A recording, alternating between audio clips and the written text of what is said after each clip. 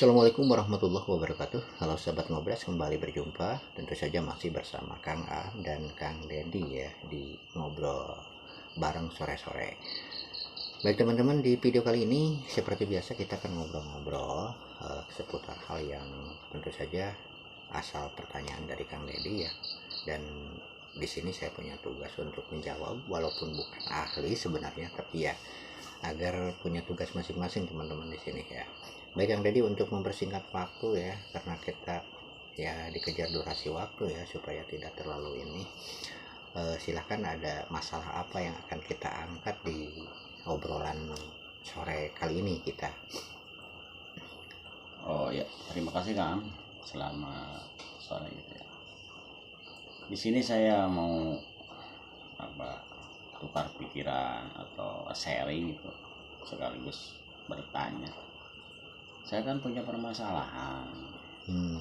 Masalahnya gini, setahun yang lalu saya menggadaikan sebidang tanah ke tetangga gitu untuk keperluan biaya anak untuk bekerja.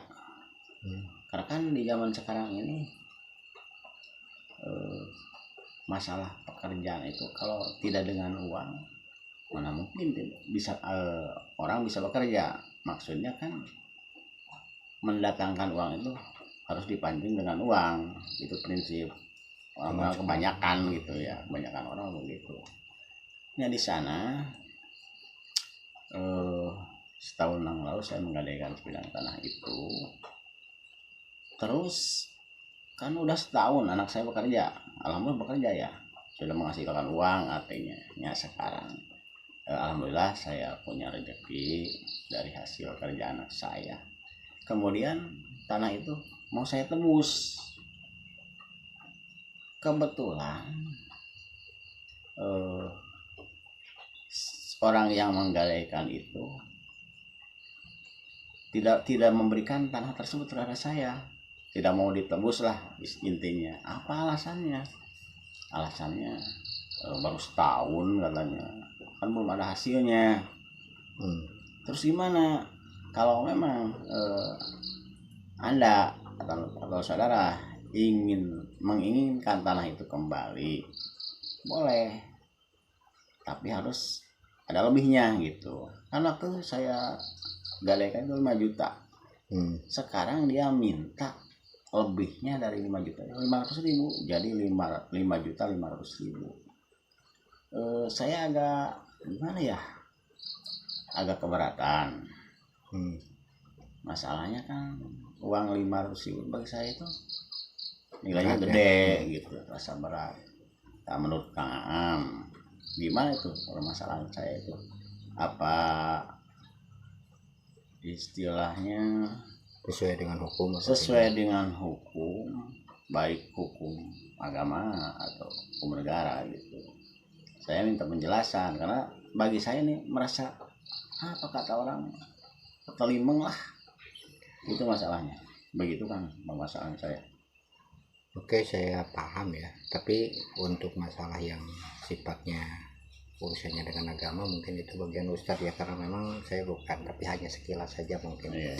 Memang yang pertama di masalah pegadaian itu gade ya. Iya. Di kita itu sering salah dalam prakteknya gitu, terutama di daerah kita. Dan mungkin di daerah lain tidak ya, tapi ini di daerah kita yang gade itu sebenarnya bukan gade ya kalau prakteknya seperti itu. Misalkan seperti kita punya barang, terus kita punya kebutuhan dan barang itu diserahkan, taruhlah seperti tanah tadi kan. Dengan alasan gade, barangnya itu diserahkan ke yang punya dulu, bukan disimpan di yang punya barang itu. Memang seperti itu kebiasaan di kita. Iya, padahal kan kalau gade kan tidak seperti itu ya sebenarnya. Barangnya itu seharusnya itu tetap di yang punya barang. Nah itu hanya sebagai bentuk jaminan gitu, sebagai jaminan saja. Yang pertama itu. Dan secara logika gitu ya, secara logika kalau misalkan prakteknya seperti itu, jujurlah kalau misalkan satu aturan dilanggar dalam agama itu akan berakibat, karena aturan yang dibuat oleh Allah Subhanahu wa taala melalui Al-Qur'an dan Al-Hadis ya, dibantu dengan ijma atau ya hasil dari pemikiran para ulama, dan juga ada sandaran atau kias. Itu adalah hukum yang dibuat sedemikian rupa oleh Allah Subhanahu wa taala demi kemaslahatan ya manusia itu sendiri. Karena Allah yang menciptakan kita, tentu saja Allah yang lebih tahu mana yang lebih maslahat, mana yang lebih akan bermanfaat, yang terbaik buat kita ya. Sementara kita kadang-kadang sok tahu, seolah-olah kita lebih tahu dari Allah, seolah-olah kita lebih tahu dari Rasulullah ya, seakan-akan hukum yang telah ditetapkan Allah itu lebih kurang sempurna gitu loh. Jadi mencari kesempurnaan dengan akal pikirannya, padahal logikanya seperti ini ya. Kalau misalkan kita punya motor, kita punya mobil, apakah kita yang akan lebih tahu dibandingkan dengan pabrik yang mengeluarkan mobil? Mungkin kan pabrik yang lebih tahu kan ya. Itu contoh di dalam pembelian kendaraan, ini sebagai tamsil saja, sebagai contoh.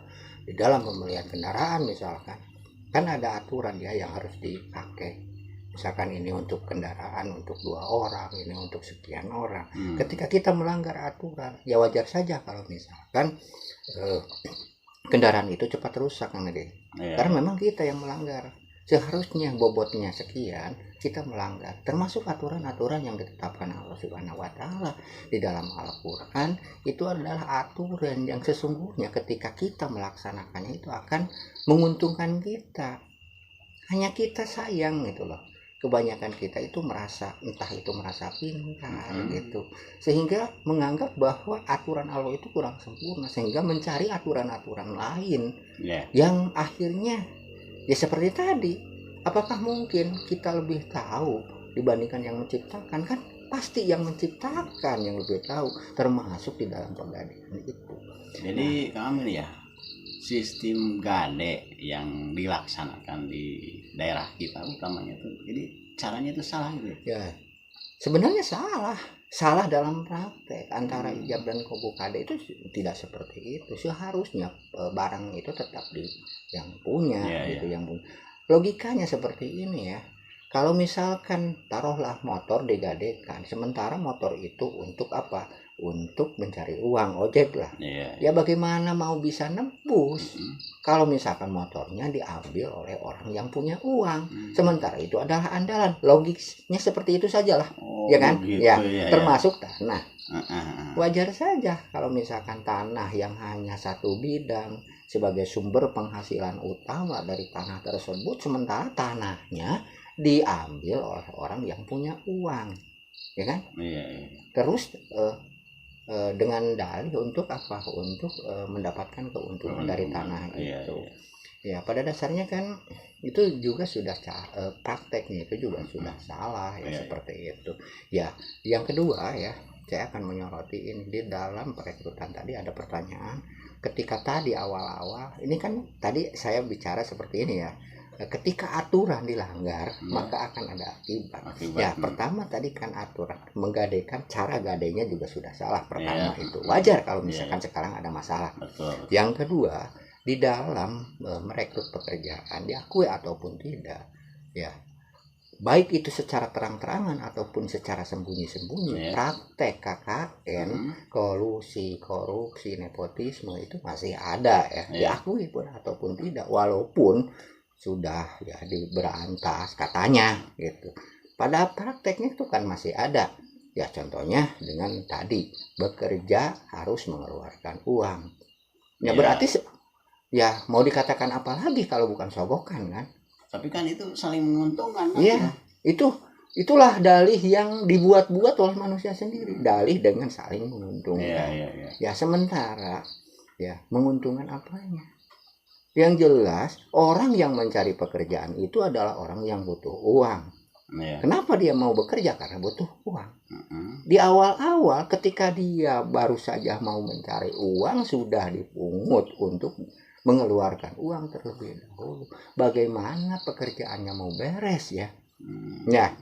Makanya ada ya, ada keterangan, saya takut salah bahasa Indonesianya saja ya, bahwa yang disuap dan yang menyuap itu sama-sama di dalam neraka. Itu kan? Yang menyuap ataupun yang disuap itu sama-sama kedudukannya ada di neraka. Kenapa? Jadi nggak boleh maksudnya. Ya nggak boleh. Yang nyuap sama, yang disuap sama. Karena yang nyuap sudah memberikan kesempatan, pokoknya itu adalah satu kesepakatan dalam hal yang salah ya seperti itu. Ya, terus secara kualitas dalam pekerjaan termasuk juga kualitas sumber dayanya yang direkrut itu juga akan merugikan perusahaan. Contoh gini.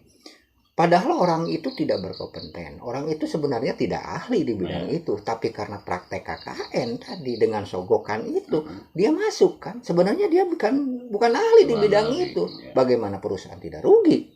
Terus negara, misalkan masuknya ke negara, bagaimana negara tidak rugi? Bagaimana negara bisa sejahtera atau aman, makmur? Kalau misalkan orang-orang yang masuk di dalamnya, yang bekerja di dalamnya sebenarnya bukan orang ahli. Karena tadi dengan praktek nepotisme itu, dengan praktek KKN tadi, ya kan seperti itu. Ini salah satu kerugian ya. Secara logis saja saya ngobrolnya ya. Ya bukan misalkan kan bukan ahli nih. Masuk karena tadi ada praktek sogok menyogok itu kan masuk. Berarti sebenarnya dia kan bukan ahli. Ya kan? Terus mengerjakan suatu hal yang sebenarnya bukan keahlian dia. Bagaimana pekerjaan itu akan beres? Berarti menurut Kang Deddy masuknya bekerja anak saya itu karena ada oknum gitu. Ya, ada oknum. Baik oknum itu baik apapun itulah. Ya pasti oknum yang jelas ya. Karena memang bukan setiap orang bukan setiap orang seperti itu, ada oknum. Jadi kita tidak menyamaratakan keseluruhan ya. Ya.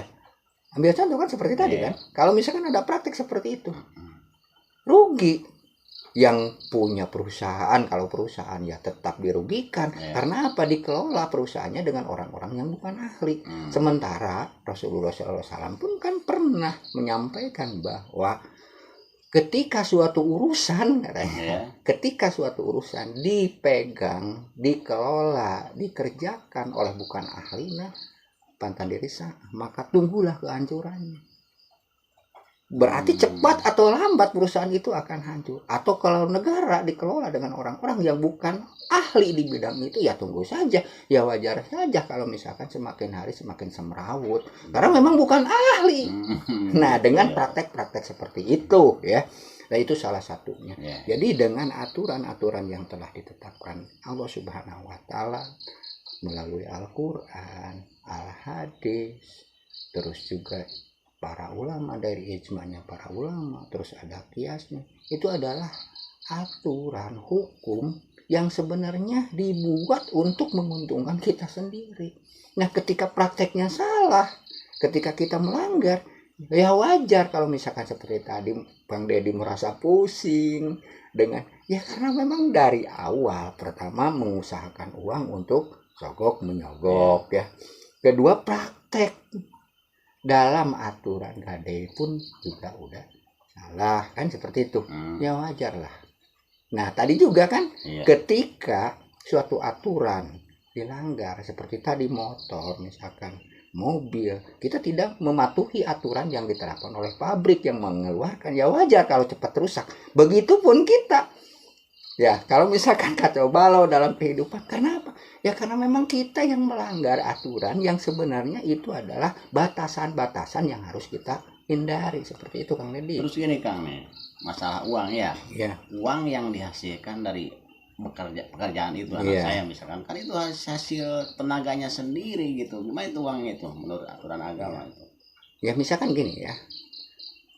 Tadi kan siapa yang nyogok dan disogok benar. Coba Kang Deddy berpikir, kalau uangnya itu iya hasil pekerjaan, tapi cara awalnya, kan? Kalau di logis kayak gini, kalau misalkan tadi tidak nyogok, mungkin saja tidak bekerja di situ karena memang tidak ahli di sana, misalkan. Kan ini seperti itu. Mungkin saja di pekerjaan lain ya, seperti itu. Jadi ya saya tidak bilang bahwa hasil pekerjaannya itu tidak halal seperti itu ya, tinggal cerna sajalah. Cara yang salah apakah akan menghasilkan cara yang benar, atau cara yang salah pasti hasilnya juga salah, seperti itu. Jadi cara juga ya, tidak mungkin kan dengan cara yang, contoh kan misalkan dalam pencarian rezeki, ya dari caranya, cara mendapatkannya dan juga cara mengeluarkannya kan seperti itu. Kalau misalkan oke lah benar dalam cara pendapatannya, tapi mengeluarkannya salah. Contoh kita bekerja dengan hasil yang halal tapi dipakai untuk minum-minuman, dipakai untuk berzina misalkan, ya tetap caranya yang salah. Terus sebaliknya, misalkan kita hasil mencuri tapi dipakai sedekah, ya tetap saja walaupun sedekahnya benar. Yang tadi kan benar cara bekerjanya, yang kedua benar cara mengeluarkannya, tapi cara yang salah. Jadi kalau misalkan ingin mendapatkan yang benar, cara mendapatkannya dan juga cara mengeluarkannya itu juga harus sesuai dengan aturan. Seperti itulah. Begitu, ya. Jadi ya kesimpulannya teman-teman, jadi inti obrolan kita ya. Jadi kalau misalkan kita ingin mendapatkan ketenangan, ingin mendapatkan ya istilahnya ya ketenangan jiwa terutama ya, hidup berkah sesuai dengan, maka gunakanlah dan pakailah aturan yang ditetapkan Allah Subhanahu wa taala. Kenapa? Karena teman-teman, Allah Subhanahu wa taala membuat aturan itu tentu saja untuk kebaikan kita. Allah lebih tahu apa yang terbaik buat kita, dan Allah yang menciptakan kita, dan tentu saja Allah lebih tahu apa yang terbaik buat kita. Jangan sampai kita merasa lebih tahu dari yang menciptakan kita. Itu saja Kang Deddy. Ya, semoga apa yang disampaikan bisa bermanfaat ya. Dan jangan lupa dukung terus channelnya. Semoga ke depan kita bisa menyampaikan hal-hal yang lebih bermanfaat lagi ya. Dan mohon maaf atas segala kesalahan. Sampai jumpa di lain video. Wassalamualaikum warahmatullahi wabarakatuh.